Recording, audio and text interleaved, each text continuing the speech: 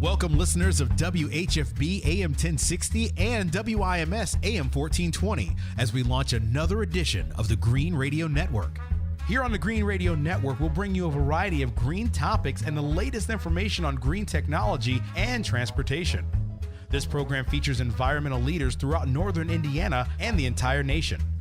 The Green Radio Network is sponsored by NIRPC, the Northwestern Indiana Regional Planning Commission, and the award-winning South Shore Clean Cities.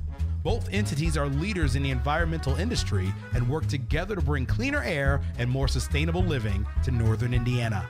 Now to introduce Carl Lisek, Executive Director of South Shore Clean Cities and the host of the show.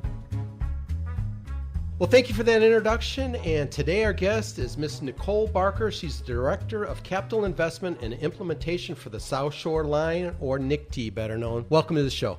Thanks so much for having me. I appreciate it. You know, Nicole, I've known of you for many years, and I think this is the first time we physically have met. I think it's true. It's nice very to meet you in person, and you're well known throughout the region for all the great work you do as well. Thank you. So Thank you. So now that we've got that out of the way, so let's talk a little bit about some of the great things that are going on with NICTD and the South Shore Line. So what is the Double Track Northwest Indiana project that's going on here in our area? Sure. Double Track Northwest Indiana is, I think, one of the most exciting things happening in the region. Mm-hmm. It is kind of exactly as it sounds. It's taking our single track line and putting a second set of tracks next to the existing one. It's a lot more complicated than that, but generally speaking, that's what it is. The project runs right now from pretty much Michigan City near Carroll Avenue on the east, and on the west side to Gary, just west of the Miller Station. So the Miller Station is included in this as well. In that territory, we have a single track for the most part. You may see some passing sidings that we have. So about 16 miles of it need to have double track installed. And what this is, the reason this is exciting and what it means to the region is, most importantly, faster trains, safer service, increased frequency of trains, so you'll be able to get into and out of the city more consistently. And I think a lot of economic benefits that we are just going to start tapping into as the communities around these stations put in transit-oriented development and other amenities. And again, I think with the work that we do, why we really work with organizations is to reduce our dependence on imported oil. And, again, I think, I've attended several of the presentations. We've talked about the brain drain, the number of people that commute downtown. But I think one of the things that sometimes we don't talk about is the reverse commute and the opportunities for people to actually come into our area. And again, with the National Park Service, with the different lakefront communities, I think that's one of the things that potentially as a region person, sometimes I don't think we talk about enough. So let's talk about that. Yeah, I couldn't agree with you more. And very often when I talk about this project, that's exactly one of my points. We spend so much time emphasizing, the core of our riders, our commuters to Chicago. That's great. But I think this development could change things. So as an example, I was recently talking to one of the people that manages one of the hospitals in the region, and they were talking about how they will get people to commute out this way for jobs. They can attract even more doctors, better nurses and technicians to the facilities because they'll be able to come out here for jobs as well.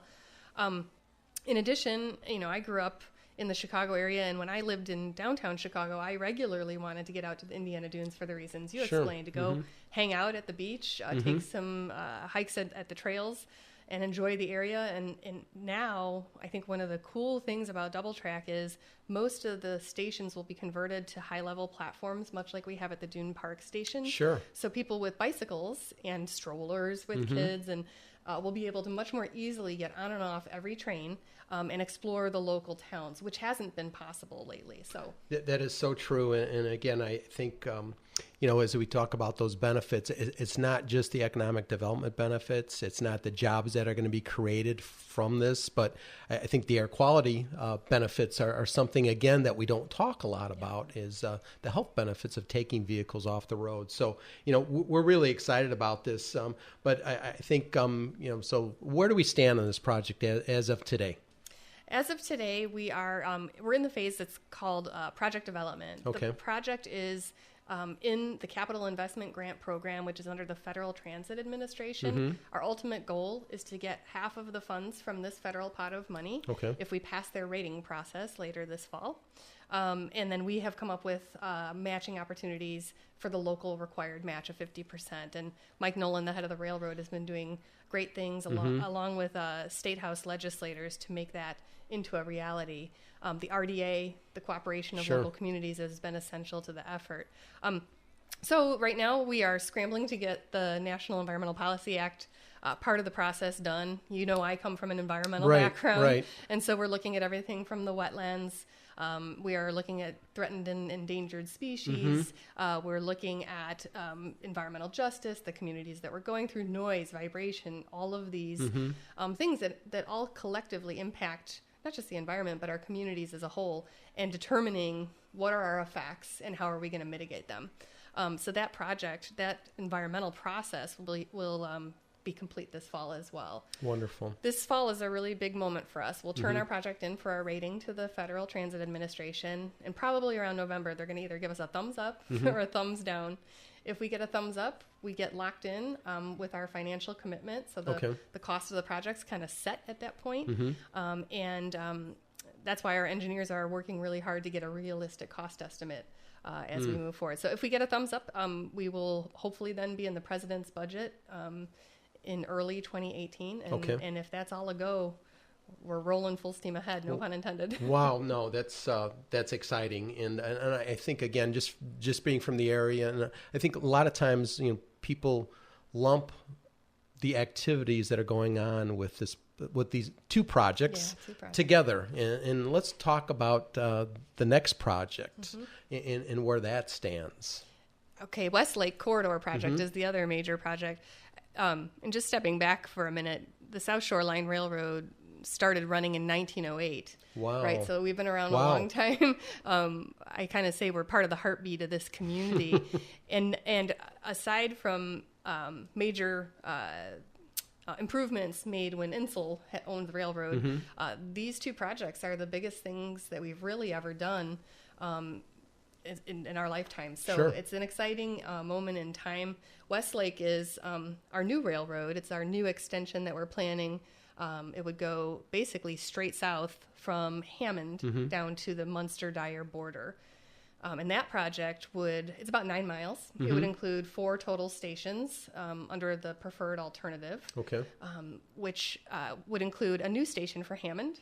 So where the Hammond station is now would be moved just a little bit to the west, and we would turn it into what we call a gateway station. I've heard that term a lot. Mayor McDermott really advocated for this to be part of the project, and we heard him loud and clear and think it's an exciting opportunity. And what it entails is the existing South Shore line will come in on the east at grade. And Westlake is elevated right there, and it'll match up in this station that'll really serve as a nice hub between the two lines. And you'll be able to transfer between the two trains as well. So from the Hammond Gateway Station on the north, you go south to a South Hammond Station, which generally would run from 173rd to 169th. Further south at Ridge Road in Munster. And then the terminus at the southern end would be at the Munster-Dyer border where Main Street is. Main Street currently dead ends right there. Under the tracks. And so we would create an underpass to have traffic go beneath. I see.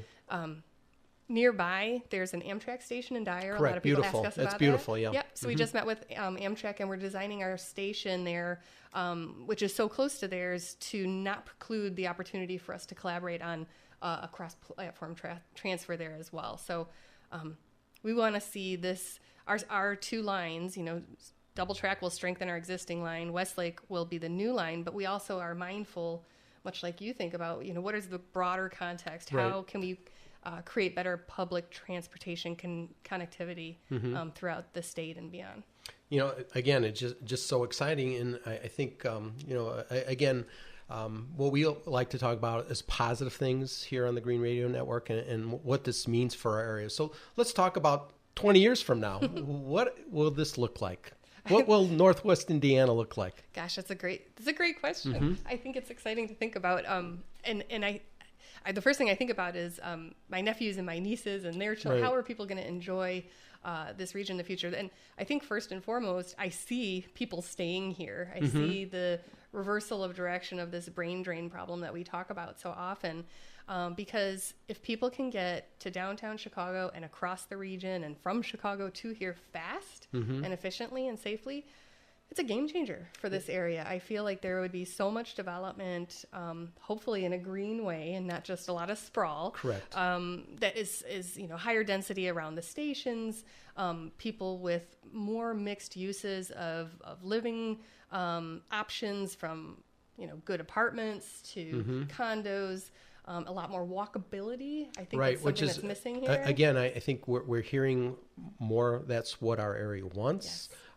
We're seeing that as a national trend also, walkability and, people moving back towards, transportation aspects and back towards the cities and, closer to the lakefront and all these wonderful things. And, we've just recently, and probably in the last 5 years, we've traveled internationally, and everything that we've done internationally has been by train. And again, sometimes when we're ignorant, we're scared of change. I think I'd be the first one to say that, and it's probably not the first time you've heard that. Yeah. But I think, again, with some of the things that we've heard, is it's just change.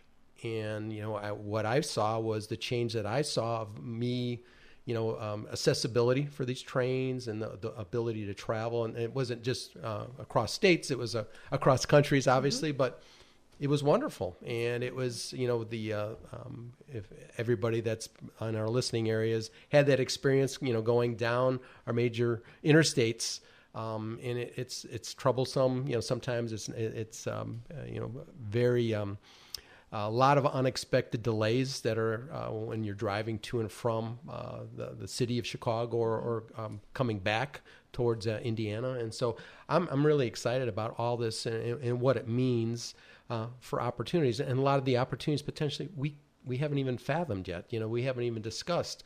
So I know it takes a lot of work, Nicole. And, again, I think we come from a very persistent area. And so, I look at the leadership that's behind this, and congratulations. I know that it hasn't been an easy road, and I'm just I'm in awe. Is that we talk about tenacity. You talk about good things that have happened not only in Northwest Indiana but in our country. It's taken some vision. It's taken some leadership on ways that we can continue to move transportation aspects or green transportation aspects forward. So, thank you for that. So,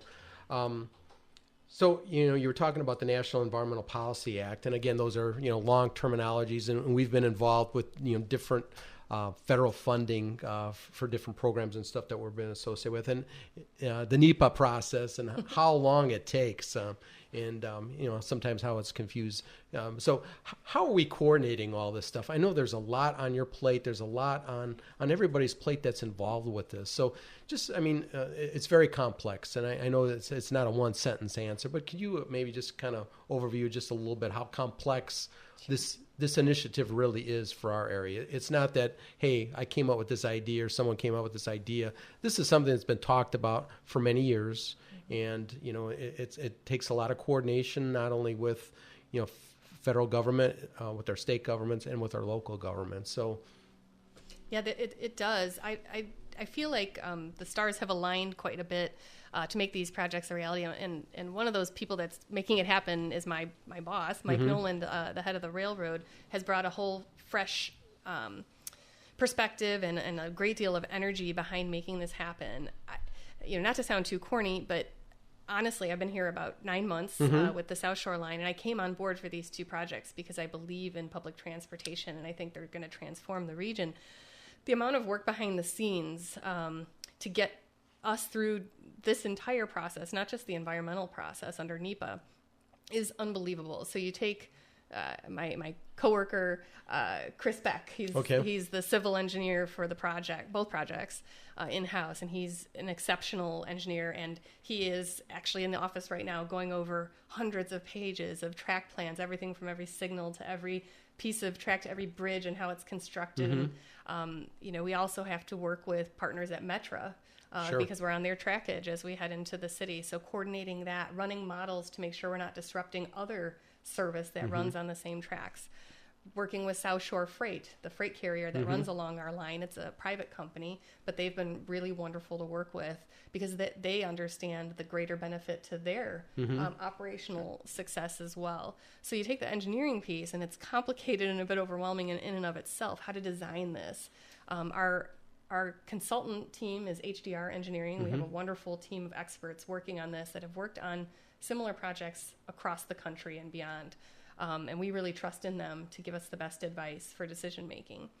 So you add to that the National Environmental Policy Act. And I mean, I think our NEPA document is 300 pages alone just for double track. That's without the appendices of all the analyses that we had to do. And for Westlake, it's even more, because for Westlake, we're doing an environmental impact statement, which is the fullest level of study you can undergo under NEPA.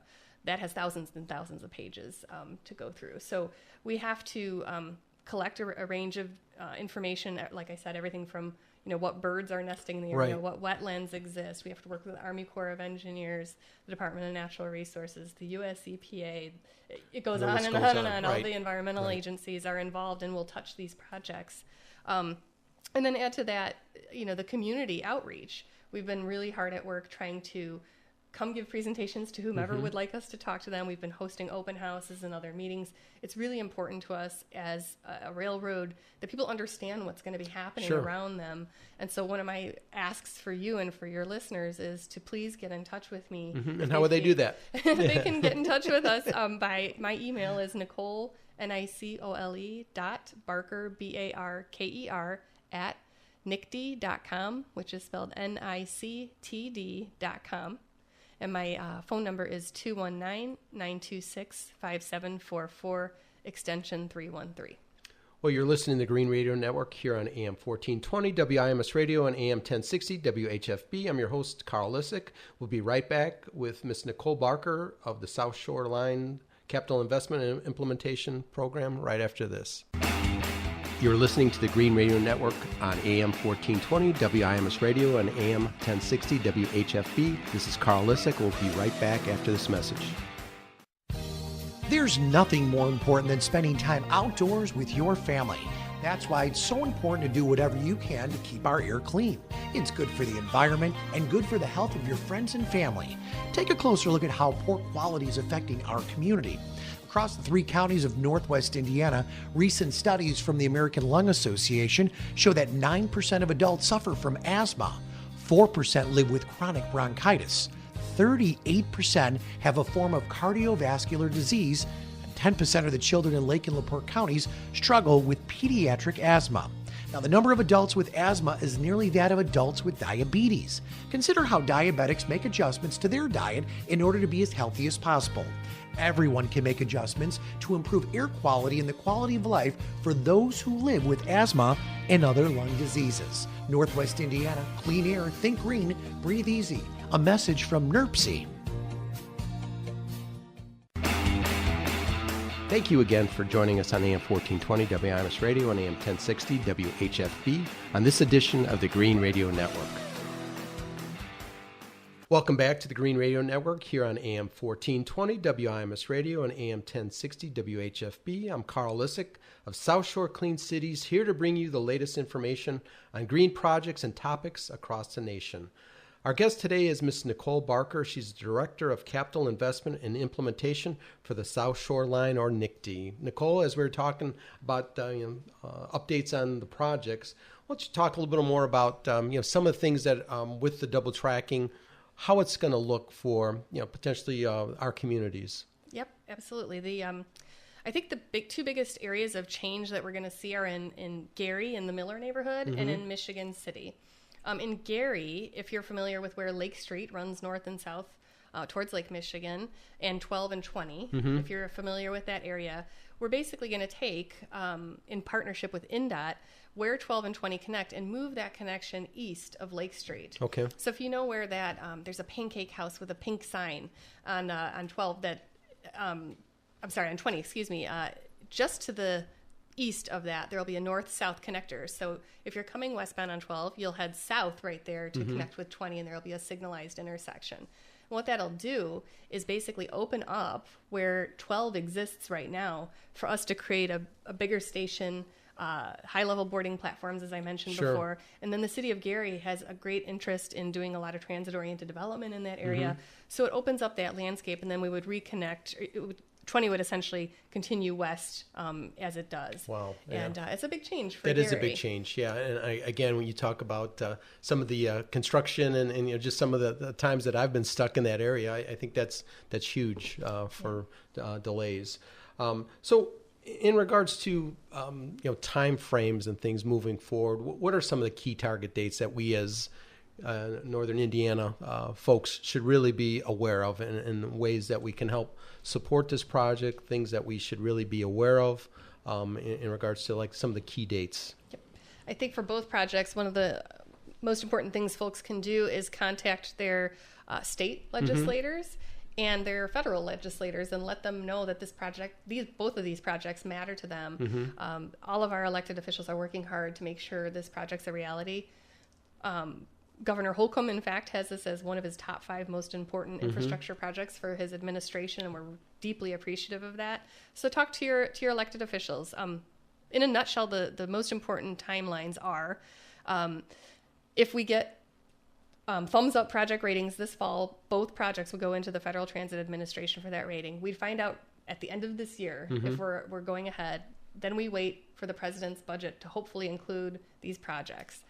If everything goes well, we would be constructing double track starting in 2019. Okay. And opening it in 2020, in the fall of 2020. Wow, that's a short time frame. Yeah, and Westlake, which is a much larger construction project, as you can imagine, since the line doesn't exist right now, would start in 2020 and open in 2022. So there's a 2-year lag time between the two projects. Wow. Again, we do a lot of work with MACOG. We do a lot of work with NIRPC. We do a lot of work with CMAP and a lot of the connectivity. And again, I think with all their planning, their transportation planning, and I know this is all part of their 2040, 2050 plans. It's very exciting. And again, from some of the work with some of these transit planners is, people a lot of times they don't give us the credit for working together, and that's always the first thing that I say is that is not true.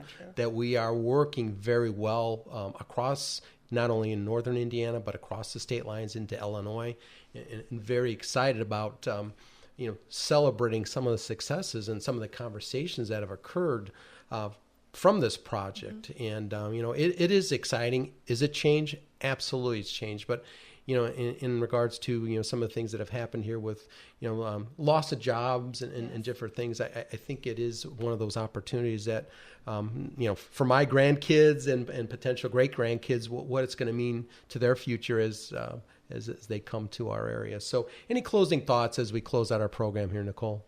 I just, you bring up NIRPC and MACOG and all these other entities.